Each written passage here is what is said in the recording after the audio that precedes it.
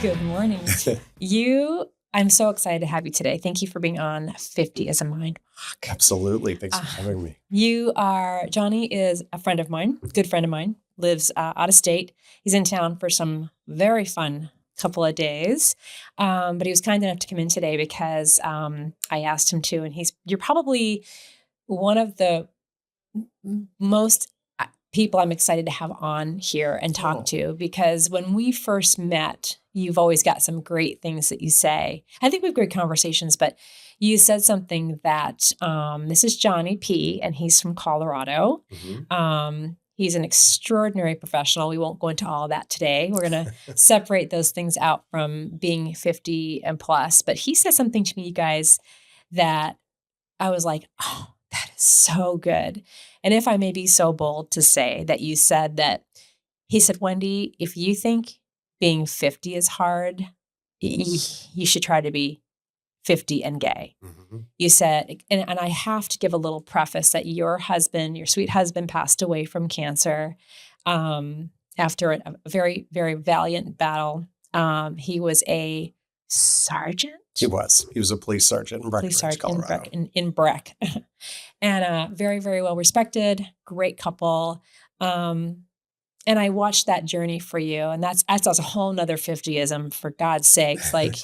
But when we first met as friends, you said being gay and 50 is like doubling down on the fuckery and I have some ideas of what I thought you meant by that, because what we shared about physicality, tan, certain things you have to uphold. So I'd like you to expand on, and we'll dig into a little bit more about your husband. Okay. But tell me what that means or meant to you at the time when we met and you said that. Well, first, thanks for having me on. I'm so excited. I was really looking forward to this today. So thank you. Good. I think the key for me is being of the older generation, if you will, in today's world as a gay man, and what it looked like for me being in my teens, 20s, growing up in rural Kansas City, Midwestern Bible Belt, and a very conservative farm family. Yeah. And so starting off with that as my background as a young gay man, and then evolving over the years. And now looking at the world today, the optics are so different. It's so much, I hate to say the word safer, mm-hmm. but it mm-hmm. feels far more accepted. You're much more capable of being who you are and being expressive and not worrying about what other people are going to say or do. Yeah. On so many levels. Yeah. And so I marvel today at the younger group and what the opportunities they have mm-hmm. and who they get to be, and feel very proud and open in being so, where mm-hmm. much of my early life was hidden. Yeah. And I don't think that's something a lot of the new generation of gays would understand. It's not something they can process. Right. I just did a video how I didn't even know what people that were in my atmosphere. I didn't know. Didn't even occur to me I didn't even know the word. It wasn't even in my household. Somebody made a comment like, oh, you must have lived a very sheltered life. No, I didn't, but it just wasn't. So it wasn't discussed. Mm-hmm. And I talked about George Michael, Freddie Mercury, friends that I knew, women and men. I just thought, oh, she's just masculine. I don't know. But, and now that I know what I know, the having to hide it. And that's not where I'm headed with my question. Cause I know we talked pretty, vividly about, trying to keep up with the other gay Joneses mm-hmm. physically. On a multitude of levels. Yes. I'd like you to expand on that, but yeah, I think it's so beautiful that whether I'm allowed to say fart and fuck and talk about what I can talk about, where I could not do that before, does not compare to a complete lifestyle that you had to hide, right? Yeah. Before. And you hid your entire identity mm-hmm. from everything and everybody in your life. Yeah. I think it still happens today. Oh, of course. Absolutely it does. Yeah. But it felt normal to do so. Yeah. It didn't even dawn on me at that time not to be out and proud. It wasn't part of my vocabulary. Sherry and I talk about that all the time, that we're like, we just didn't know that that was dumb. Like, why did we do that? But that's a whole nother conversation. But please expand on your conversation on what you meant at the time when you said it. Yeah, I think some of it is we put on ourselves of what the expectation of the gay community is. There are some cliches out there mm-hmm. with the gay community, of course, But in general, the commentary you will hear when people speak of their gay friends or their, associates or family members, they're typically very physically fit, very well dressed, highly successful and educated, live very extravagant lifestyles. People always say, I want to move into the neighborhood where all the gays live because their homes will be perfect. And they have the best cars and the best decor and all of those things. So the bar is high and the expectation is placed on us by society and by ourselves to try to uphold that image and to fit that. And living in a rural ranching community in Western Colorado, I'm everything but that. Right. But when I come to Scottsdale, I actually stress over what I'm going to wear and how am I going to look? Yeah. Because I'm the gay guy coming to the fancy town. I got to look a certain way. Yeah. And so city slicker. Absolutely. Yeah. So there's a high bar there and it's a lot of pressure and it's real. It's not totally self-imposed. So you lost your husband and dove right into the dating pool. And please correct me if my take on it is like, I felt like at the time you were like, I got to fix my shit. Like, I felt like you were like, oh my gosh, you were married for how long? 32 years. 32. We're from the same one and hometown. only. Yep. One and only love. Met when I was 19. Yeah. It's so beautiful. And you were thrown into the dating pool and you were like, oh my gosh. And at the time, as I remember, you were like, I remember you saying, I got to do this. I got to fix that. Do you want to share that story? Sure. Yeah. Oh yeah. I'm an open book. Yeah. I'm very proud of those decisions that I've made. I wouldn't change a single thing. Good. But I went on Ozempic, lost a ton of weight, did all the plastic surgery you could think of physically. And it did help my emotional state. It gave me a lot more confidence that I had had in a while. And I had the confidence to re-enter the dating world as a single gay man. I had never dated, never been a single man, let alone a single gay man. Right. And didn't know how that worked. Didn't understand online dating, the apps, swipe right, none of that. And so it was a journey of learning. Yeah, I bet. Did you have, and you can share as much as you'd like. Did you have any like experiences where you were rejected for your look? Or was it more in your heart and soul what you thought you needed to look like based on, I'm going to use this as a very clumsy thing I want to say, but, going back to like the tan, thin, Speedo, mustache, snatched, perfection physically. Was that kind of where? Not for me, no. Okay. I think the challenge was I just don't have that build. I was never going to be that poster child gay man with the perfectly coiffed hair, including I did have a hair transplant as well. So it looks fabulous. Yeah, thank you. So no, I was never going to be able to be that. So I just decided early on in the process just to be the best version of myself, to be as comfortable as I could in my own skin. I love hearing that. So because I was never going to look like the guy in the magazine. But you didn't walk out of the gate going thinking that way. That came to you as time went on. 100%. Right. Like you're no regrets on, what you had done. Nope. But then you came out of it like, I just am who I am, which is a beautiful part of, I'd like to say a 50ism that I think it gets to be for whether it's men, women, gay, non-gay, I don't know. I think there's an exhaustion that comes with trying to get the flat stomach, which I will never have. I don't care how skinny. I just got rolls, man. I mean, and I've done my share. I haven't done a whole lot, but I did a little bit back 100 years ago. Didn't change a thing. And you and I talked a little bit about, it's like, people are really looking at your essence and you've got such a beautiful essence. Oh, thank you. Not everybody can say that. Thank you. I'm telling you. And I think you know what I'm talking about. You have a great essence. So we've talked a lot about our businesses and things like that.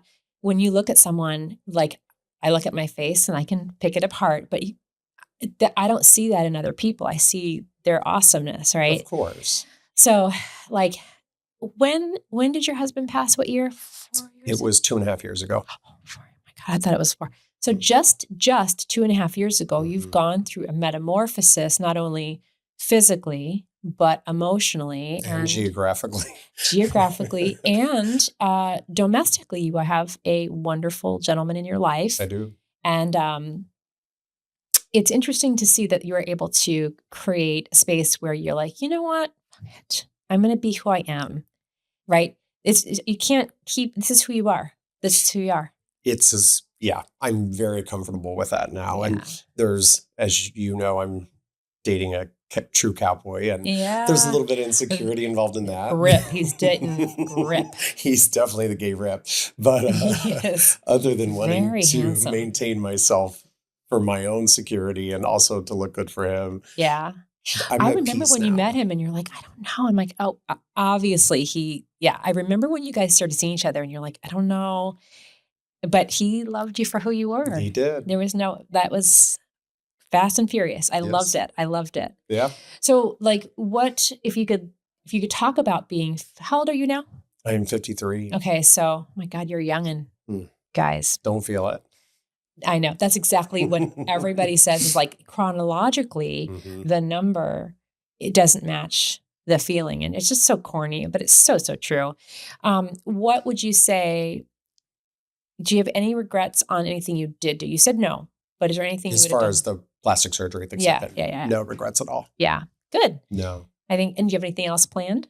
No, I think I'm done. I Okay. don't think I'm one of those addicts. Yeah. What I did was A tattoo. substantial. Maybe. I don't know. The proverbial butterfly of, you went to Breckenridge, from Breckenridge to Veil. Vale. Yeah. I love, Mhm. it's so funny because you'll be on social and I love seeing that, but I know it's like my skin is more thicker these days because I've been on it a little bit longer and I just love watching your journey. I just love it. I love it. I appreciate when you post so much. So I've got some questions, which I've kind of already touched on. They're in my chat GPT, you guys. Just because I know Johnny and I wanted to make sure I was concise with my questions. You've experienced deep loss with your husband passing, and you're in a new relationship. What does love feel like the second time around after a grief that you went? Now you had a chance. You had a chance to grieve your husband's passing. You guys went on a whirlwind of adventures, bucket list trips. Do you want to share about that? Yeah, it was something my husband said, there are some places I want to go and experience and see before I go. We knew about 10 months prior to his passing that he wasn't going to make it. Mm-hmm. And so off we went and we had a ball with our groups of friends. You were a part of that journey with us. It was fun. On one of our trips. And so it was an amazing experience. I'll cherish that the rest of my life. Yeah. Thank you for including me. And I think I was in Breckenridge. That was very special. And then of course here in Scottsdale. And San Diego. Yeah. I remember we were dancing in the foyer. Johnny does everything the right way, you guys. You had gotten the presidential suite at the Phoenician. It's the gay thing. Oh, is it it's the gay thing. Oh, I need to be more gay, I think. But we were dancing like in the foyer. You had music on and it was just so fun. And I remember I was dancing with him and he had said to me, he sat down and he goes, Wendy, he goes, I'm done. I'm tired. He said, I'm done fighting. And that was in what? July? And he died 2 months later. Oh, my goosebumps. Oh my gosh. You guys, when his husband was telling me that, he looked beautifully healthy and you would never have known. That sounds, and for those of you that have gone through the C word, I did it with my dad who was 80. So my experience is different than losing a spouse at 50. 56. He was 56 when he passed. To say 2 months later, holy free holies, but you were able to celebrate his life, prior to him passing and he was ready to go. Yeah. And you made it very special for him. I mean, it sounds like everybody's journey is so different with that. So ours, we didn't want it to end sad. Yeah. Yeah. Yeah. I mean, there's a sadness to it, but right. I mean, you did it. You filled your cup for both of you guys. Mm-hmm. Lots of memories, lots of great photos. Yeah. And the party that you had, stunning, a stunning example of people loving someone so great. And, part of the people always pass away, but in our age bracket, this is when stuff starts to just like kind of crack apart. It does. Is there a fear? Do you have any fears for yourself? Recently. Yeah. Because I'm starting this new journey with this person who may or may not be the one forever. Who knows if lightning strikes twice? Sure. So far it has, a year and a half. And it's like, I don't have nearly as long to build a future. I don't have nearly as long to create the memories I did when I met my husband at 19, but I do meeting this new person in my early 50s. Yeah. And so there's a little bit of fear of, we got to speed this along a little bit. I can't wait 10 years because I'm going to run out of time. So yeah, there's a Right. legitimate fear there. Yeah, for Yeah. sure. And you both are healthy. It's not like, Oh, there's yeah. nothing. But Not we a thing know wrong. things, this is just a time in our lives where we have to. I often talk about like how I feel kind of like I'm waiting to catch the football. I don't know. I have no reason to feel that way. I'm healthy, but when I go to the doctor, I'm like a little bit bracy. Absolutely. I'm going for the colonoscopy soon. It's the big one. And I have no reason to be nervous, but I'm nervous for the mere fact that I'm of a certain age. So, they knock on something and knock on wood. We've all been very, very fortunate overall. Like our group of friends, we've been talking about this, with the exception of what you've gone through. We've all talked about that, but there is definitely oh gosh, something's going to happen. I never felt that way before. Right. So it's something that, we do view, like, I know when my dad passed, I saw the end game. Before my dad passed, I didn't see an end. That's a fair game. That's a fair analogy. Yeah. Right? I might get that. Yeah. The end game. And that finish line's a lot closer than it used to be. Yeah. I mean, it's not unusual to say that I feel like I've got a good 30 years clocking in me. I don't know. I hope my marbles stay in my head, and I say I have no reason to think otherwise. Sure. And my mom's trucking away at 88. Absolutely. It's hard to say, but so talk to me a little bit about like what you guys have planned together and what's happening now in your life. It looks very different than it did with my husband. I was very much into traveling and having vacation homes and living a certain life. Oh, yeah. And had high expectations for myself and my career. And this is just enjoying life. We live on his family's cattle ranch. He's the ranch manager. And we're 40 minutes from a grocery store. And so life is very quiet and very simple. And it's building a cute little cabin, living on our part of the ranch, riding our horses, and just living a little bit of a quieter life. Now, did he bring that to you? Rip, I'm not going to say his name. Did Rip bring that to you? Or did you sort of say, I need to start really embracing my moments? Like, was it you or was it him? Or was probably it both? me. I think probably me. He's 47. Okay. And so I don't know if he's just quite there yet. Yeah. So no, probably me, I would say. Okay. Yeah. Just because you were able to view things a lot differently than before. And just enjoy it. I've done it all. Right. Yeah. I've traveled, I've done all the things and had the careers, and now I just kind of want to enjoy life. I don't want to coast by any means, but I just want to have fun. Do you see yourself retiring ever one day? Definitely. Like he'll be on that ranch till the day he dies. Mm-hmm. So like, do you see yourself? I don't see myself retiring. It's just not in my brain. I would say 10 more years of real estate. Yeah. That's what I do for a career. Yeah. And then probably more time. I'm already helping a lot with the ranch. Yeah. With fencing and branding and all the things, and probably become even more involved in that. Mm-hmm. That would be retirement for me. Yeah. Or not, just a different, chapter perhaps. Yeah. I mean, we're lucky with what we do for a living that we can do it as long as our brains and absolutely bodies let us do it. It's flexible. So, yeah. How are you enjoying sort of like you completely up and left where you knew Brack is still called Breckenridge. Mm-hmm. And then you were commuting between Breckenridge and Vail. Mm-hmm. No. Eagle. Well, before now you are about an hour and a half, an hour of flight away. Well, now I'm near Telluride. Okay. I'm sorry, you guys. I'm geographically challenged. Yeah, no. So it's fine. So I was in Breckenridge, then I moved west to Vail. Because you were commuting back then in Brack. You were down in Denver, I thought. I was only in Denver during Tyler's treatment. Oh. I never worked down there. Ew. Yeah. No. That was just the treatment side of things. Okay. And how long was that for? 2 years. Okay, good. So you and then you were kind of developed. You were like the developing real estate company for the Breckenridge area, right? The company that I retired as the CEO from, I retired when Tyler got sick. Yeah. And we developed most of the luxury residences and hotels throughout Vail, Aspen, Breckenridge, that whole central resort zone. So when you made that decision, that's actually a very big life change, even though you had already been through another life change. So when you decided to do that, were you like, no question? Or were you like, ugh, this is starting something new, right? I know you've tried a couple changes, but ultimately back to real estate. Was that change from what you were doing to where you went to? Were you just ready, or were you like a little losing your identity a little bit? I don't think so. I love change. I'm Mhm. definitely a gypsy spirit. Yeah. Yeah. And Yeah. so I loved those new challenges and those changes and the people I got to meet and the experiences I had. So I welcomed them. Good. Now I like life a little quieter. And I'm Yeah. sure it has nothing to do with the fact that I'm in my 50s now. No. So Yeah.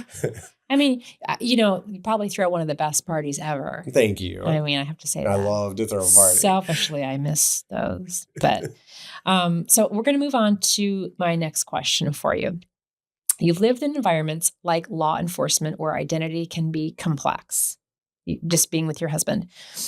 How has being a gay man shaped the way that you've moved through the world, especially as you've gotten older? We've talked a little bit about that, but is there anything that you can see differently now that we haven't touched on? Oh, absolutely. I think the key is what I would say to anyone who's younger and struggling with who they are is there is hope because you do gain more confidence. And when I was younger, I was afraid.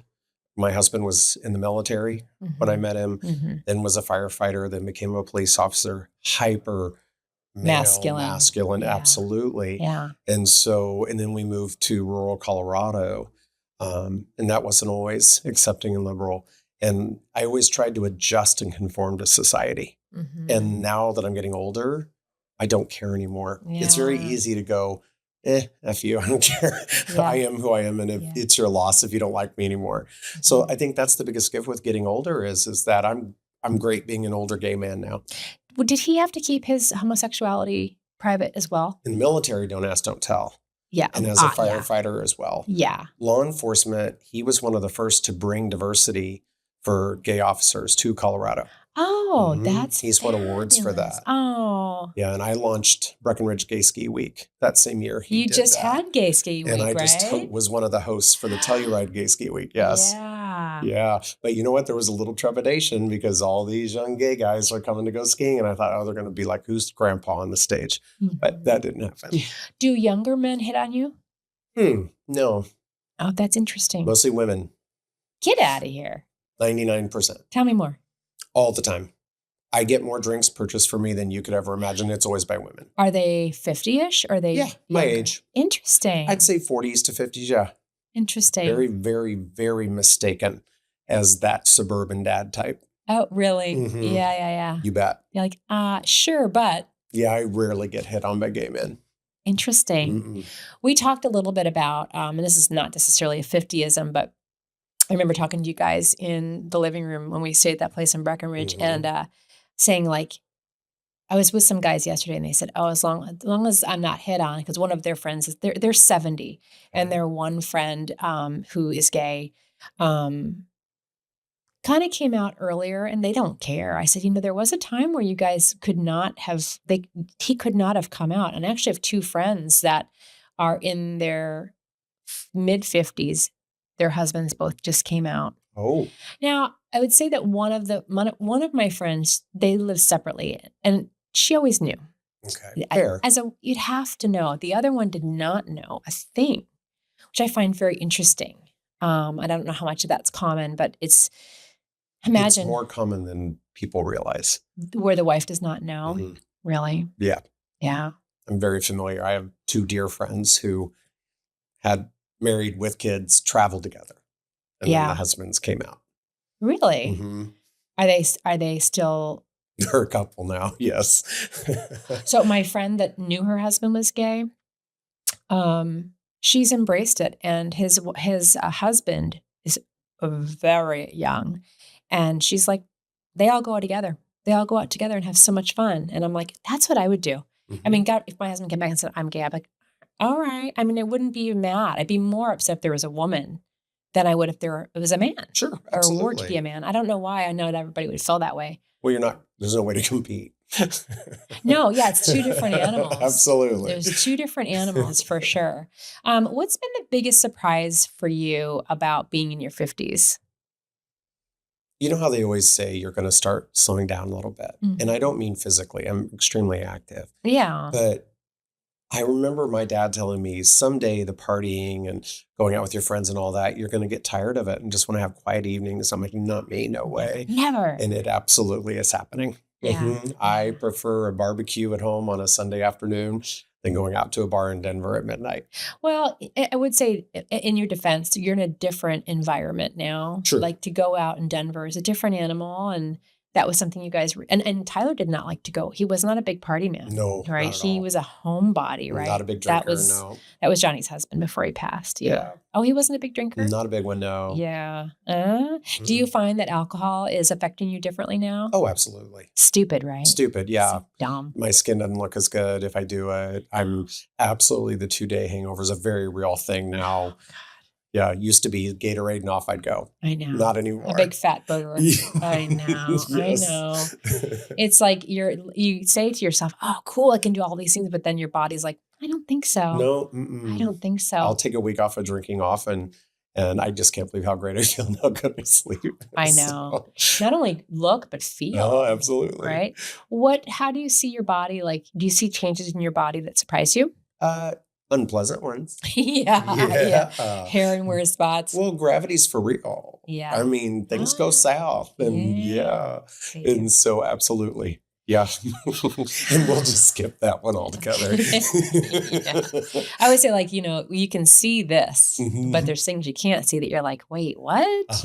No, I don't think so. Yeah. Lights out. Lights out. That's out. So you have a younger man at home. I do. You are a cougar. Right? Yeah. Lights out. How did you meet him? Online on Scruff, a gay app. I've not heard of. I wasn't here of that one, but yeah. My girlfriend's put me on it. I was dead set against it. Yeah. Did you feel like, because you had a chance with Tyler too, you had some time. So the guest I'm having on my next podcast, real quick insert, her husband got diagnosed with something and he ultimately passed from something else. But she said the 5 years prior to him passing, once he got that was prostate cancer, which is kind of a nothing burger if you can get it early enough. Yeah, he was early. But she said, I lost him 5 years prior to, and he passed suddenly from something else, which is another day conversation. But she said, I was so lonely before he passed away anyway. So like, and I'm talking about her experience, not necessarily yours. You were able to like fill your cup so much. And Tyler was an active member in doing that with you. Even though he was a homebody, it was fun to see. I mean, the amount of friends that came together and celebrated his life. Almost 400 people. Well, not only that, when we were here at the hotel, all the different events, people came together and with such love and such, it was a really great example of celebrating someone's life before they go. That's how I want to go. Absolutely. Oh, absolutely. If I get a chance to, well, I don't know how I'm going to go, but hopefully like, quietly in my sleep, like we all wish, right? Of course. Yeah. Yeah. Okay. So I'm going to kind of just gently wrap things up a little bit. And I'm going to ask you a provocative question to think about. What's something in your life or identity that people think they understand about you, but they do not? A lot of people see me as having a lot of bravado and confidence. You do have. I know, but it takes a lot of work. Yeah. There's a very famous story about Barbra Streisand, one of the greatest singers of all time. Yeah. And I can't believe I just referenced one of the gayest icons there is, but I did it. That wasn't intentional. Just came right out of your mouth. Of course, I might as well just bring up Cher next. Yeah. But anyway, often she won't go on stage because of stage fright. And there's a lot of times, especially in events and rooms and things, where that bravado is a front. And that's a lot of things people don't know about me. That's not uncommon. And you just said that it's very common. Like you put on, it's almost like I call it, it's kind of a Sasha Fierce. It's like when you're on stage, you're killing it. And then when you go back home, and especially us being in sales, you can go back home and you're like, I don't want to talk to anybody on the phone. I don't want to have any I just want to just like decompress a little bit, which I think is pretty common. But they do say that anxiety is very common in people like that have great presence in a crowd. that secretly they have a lot of anxiety, like Mm. Barbara Streisand. I think I read or heard that she has panic attacks. A lot She of does. very famous people do. So does Adele. Yes, another Really? gay icon. I can't believe I just need to stop talking because I was No. going to reference them all. Oh, no. I want to hear them all. But so that's something that people don't know about you, that you're very anxietous, Mhm. but yeah, very, and I hate to say fabulous. It's very much a pigeonhole. Oh, no, I love that word. Yeah, no, you're a fabulous human. Thank you. Thank I you. always say that like, there's no one that works a room like you do. Thank you. And we've talked about that. And I often you're like, me, what? I think you kind of know it, but when you are that person, you don't know as much as what I see. I'm like, oh God, because we talked about like how you build your business. Like, oh my God, you can work a room. Like I just no love one. people. You do. You're good Yeah, at it. I just and you love bring them people. together so brilliantly. Thank you. You really, I mean, people show up for you guys. They do. I'm very blessed. You've curated that. I'm still very blessed. You've curated. I'll tell you, when my brother passed, this is gross, but really no one came.